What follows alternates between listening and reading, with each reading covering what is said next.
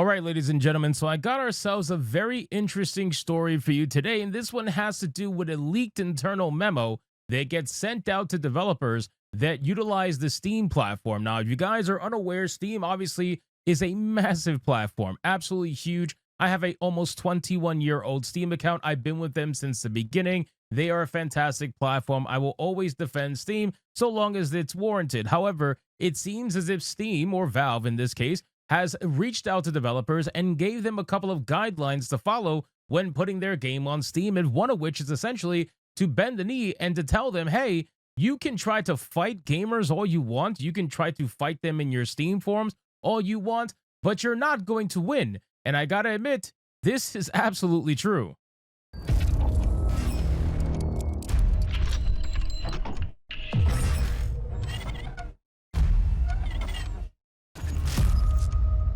So let's get into this article, guys, from The Gamer. But of course, before we do, if you are new here, just consider hitting that subscribe button. I would greatly appreciate it, and like the video to push us out into that YouTube algorithm. So it says, a battle you won't win. Valve's advice for developers facing toxic abuse on Steam forums is pretty bleak. Now, of course, The Gamer is going to be advocating for all kinds of moderation, censorship, banning, everything under the sun. This is what The Gamer advocates for, so it's not too shocking that they're going to consider this to be bleak. But honestly, I view this as Valve telling them to, hey, perhaps you shouldn't act like an adult, right? Perhaps if you're going to be online and release your game in this kind of environment, you should realize what you're getting into. I don't think it's a bad thing at all. It says it's a known fact. Yeah, I'm sure it's a fact that gaming has gotten a whole lot more toxic over the past few years. That is absolute nonsense. Anybody who thinks that means that they were either in an extreme bubble, by the way, which I believe that's the case, because these are the people that were utilizing Twitter when Twitter was a leftist haven, right? When Twitter was so censored that if you even sneezed the opposite of the left wing,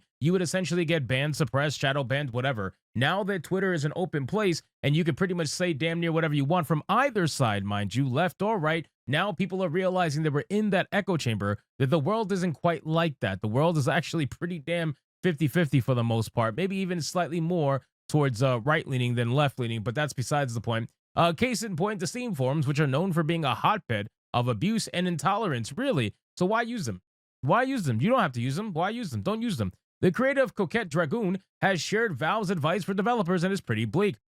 He shared that the advice for developers dealing with toxic players in Steam forums, and with lines like, it's a battle you won't win, it's pretty bleak. While I'm a true believer in the healing power of video games and their ability to bring players together for incredible experiences, it's a simple fact of life that the hobby can be very toxic at times. Nowadays, all it takes is one look at whatever major AAA game is releasing next and the exaggerated controversy it has attached to it to see what I mean. You know, this is cope. You want to know why this is cope? It's because a lot of the time the controversy is caused by these people, which is ironic, by the way. These are the ones that are complaining about, you know, that the CHUDS don't like wokeness, the CHUDS don't like non-binary options, the CHUDS don't like trans cars, whatever, right? These are the people complaining about that.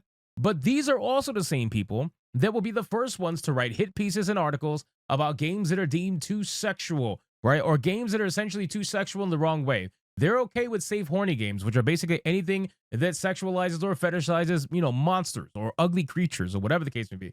But these people do not like games like Stellar Blade. These people do not like games like First Descendant. They openly advocate against them. They fight against them. They cause controversy. They cause backlash. They try to go after developers. They did it with even Black Myth Wukong. These are the people that cause controversy as well, and yet their controversy, for some reason, is getting completely ignored. But the controversy from the gamers, oh, well, they're the problem. They're the issue.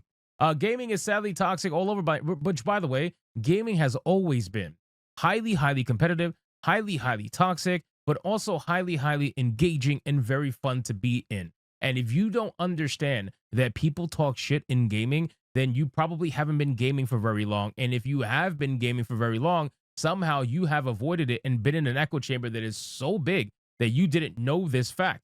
But undoubtedly, one of the worst places for it is the Steam forums, where anyone with an account can say basically whatever they want without much fear of retribution or being moderated. And this is what truly scares websites like The Gamer, right? The websites like this openly advocate for censorship. They openly advocate for people to not be able to say what they want. They don't want free speech, right? These people are freaking communists. They're damn near Marxists. Like they don't care about free speech and being able to say what you want for the most part. So they openly advocate for censorship any chance they get. They openly advocate for trying to silence people any chance they get. So when they join a platform that doesn't do that, they don't know what to do with themselves. They lose their mind.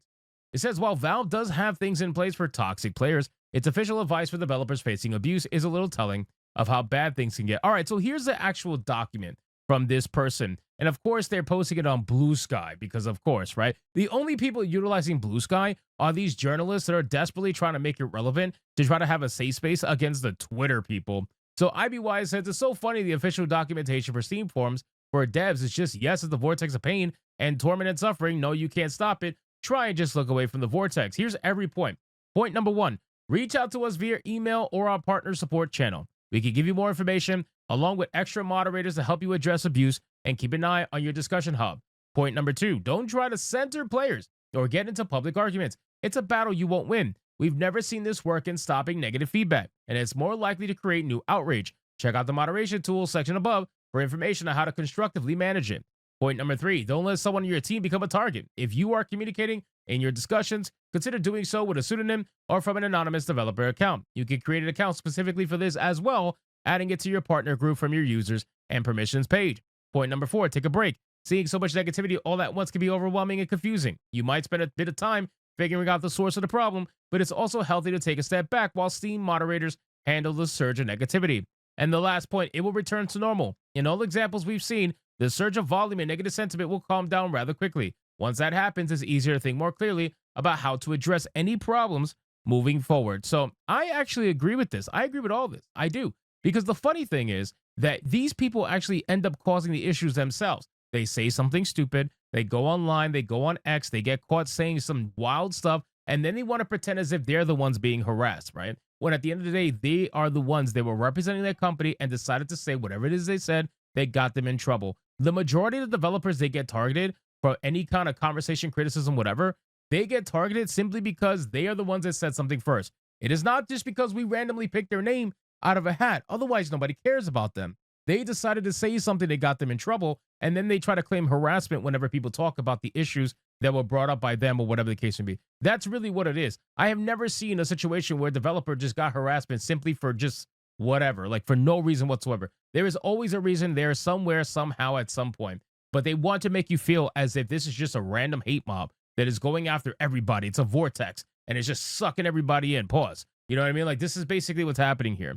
But I do agree when they say don't try to censor players or get into public arguments. I agree. This is something that these community managers and these people who work at these studios need to actively engage with. They need to stop censoring players, and they need to stop getting into arguments with people. It is the most stupid thing from the professional standpoint to get into the argument with somebody who's supposed to be your customer. Don't ever do that. Over on Blue Sky, they went over this official documentation and again, basically just complained about the fact that Valve was like, you can't stop it. Which, again, would you rather Valve lie to you, right? Like, would you rather Valve say that, oh, yeah, you can stop it and we'll help you stop it? No, of course not. They're telling you exactly what it's been like for decades with gaming, right? You're not going to be able to stop it. The best thing you could do is to just let it kind of die down and then move on from there. You're trying to pretend as if it's a new thing now that players are toxic. But at the end of the day, man, people have been complaining about games for decades. Decades, people have been complaining about games. They have every right to. If they're a gamer and they're the potential customer and you are trying to take their money and you're offering them slop in return or you're attacking them in return, I think it's fair that they have every right to criticize you and to talk about it. It says even Valve points out to developers that abuse will eventually return to normal and that it's seen many cases where a surge of negative sentiment will hopefully burn out after time. That might be true, but it's not exactly comforting. And it makes it plain as day just how horrible things must be for developers if even Steam itself recommends just writing it out. Well, perhaps they should start acting a little bit more normal and maybe not, interjecting their own politics into the actual conversation that has nothing to do with their politics. Maybe then and only then will the supposed harassment die down for good. So anyway, guys, thank you so much for watching this video. Hope you did enjoy it. If you did, consider leaving me a subscribe. I will greatly appreciate it. Don't forget to like the video, comment, let me know what you thought, and I'll see you guys on the next one. Hypnotic out.